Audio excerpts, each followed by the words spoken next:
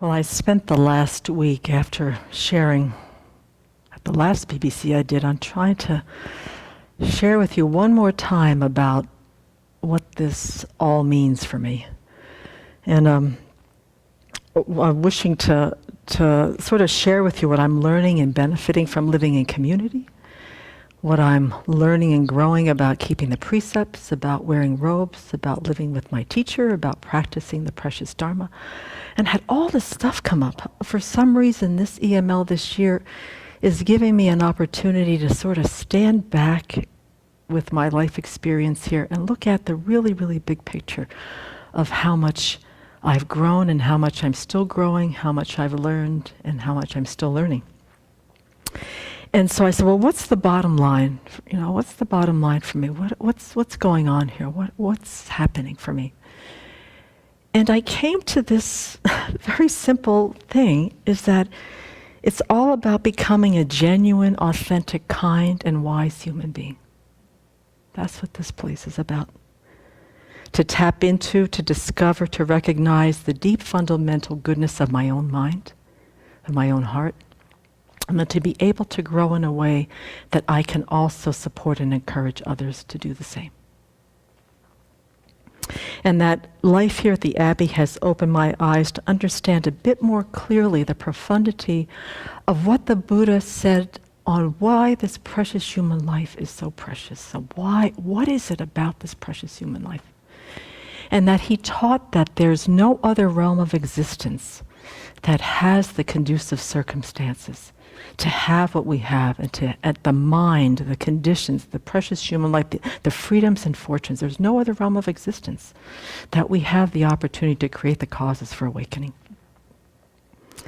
And that he said, there's just enough, and it's like on a tipping point kind of experience, because on one hand, we have just enough happiness, just enough contentment, just enough beauty in our world so that we don't fall into despair or fall into hopelessness when we really recognize what kind of doo-doo we're really in.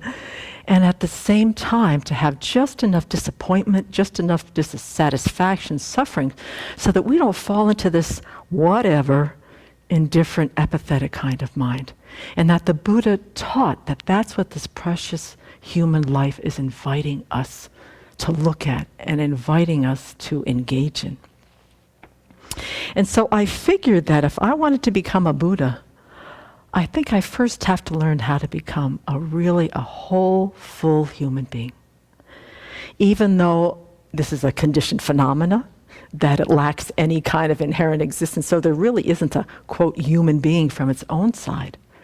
There's still, on the conventional level, this being has this incredible capacity for great and wonderful things. That's what I'm really starting to get in my mind from being here. He was clear about that the potential is right here and it can be realized. And that in this mind and in this person's experience, that potential is so nourished with this kind of life, in this kind of place, these robes, this teacher, this community, this precious Dharma, even this food, even this schedule, even this practice have become for me these incredible tools to be able to connect to and to be able to bring alive this potential. And I am getting more and more convinced that for this particular human being, for her to fully realize her capacity, she needs to be here in this form, in these robes. Now, saying that, I have also discovered that this isn't an easy job. To become a full, whole human being with all of this goodness and wisdom shining out. And part of the main reason is because of this deep-seated ignorance. It is dark. And it has this chronic amnesia that accompanies it that become huge obstacles for us to be able to shine, to be able to fully realize what this precious human life affords us. I'm also becoming very clear about what that, how deep that is, and how hard it is to uncover, unveil, arise from that deep, deep ignorance. And so, in my own way, I've said, okay, to become genuinely human, we have to give up a few things, all right, to make ourselves suitable vessels for the nourishing of this deep goodness, to be receptive to what the Buddha and this particular life offer, and to tap into this potential to be an authentic, genuine, kind, open, compassionate, wise being on the way to awakening, and to work with the raw material with what we have. So being in a Buddhist tradition that makes lists, I have made a list. They're non-negotiables on what I personally feel and have understood that I have to let go of and be willing to eliminate if I'm going to be able to fully actualize this precious human life. So here we are. Number 1, I have to close down all of my dog and pony shows. All right? My attachment to being entertained and distracted by the 8 worldly concerns sponsored by samsara. Number 1. Number 2, I've got to sell all of my bells and whistles. All of those identities I have built to impress the world. Maybe on Craigslist. Free to a good home. I don't know, but all the bells and whistles have got to go. Number 3, dismantle the 3-ring circus of me, myself, and I. Gone. Fire the screenwriter and the gossip columnist. They just write trash anyway. Pull down all the pomp and circumstance, the pride that thinks that I am the center of the universe. Number 6, dismantle the Department of Defense once and for all. The self-protection, the isolationism, and the grandiosity of the self-centered thought.